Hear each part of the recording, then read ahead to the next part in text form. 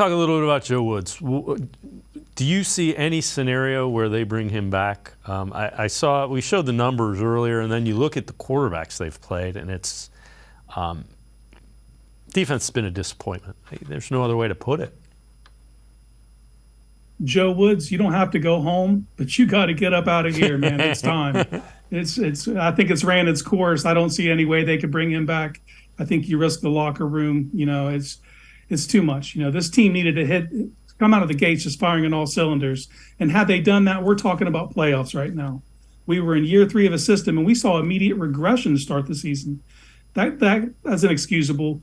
And I think that if the Watson trade hadn't happened, I think he'd have been fired midseason. I think there was already so much turmoil. This team was kind of like just soaking in that they didn't want to throw more gasoline on the fire midseason. But I can't see a way they bring him back.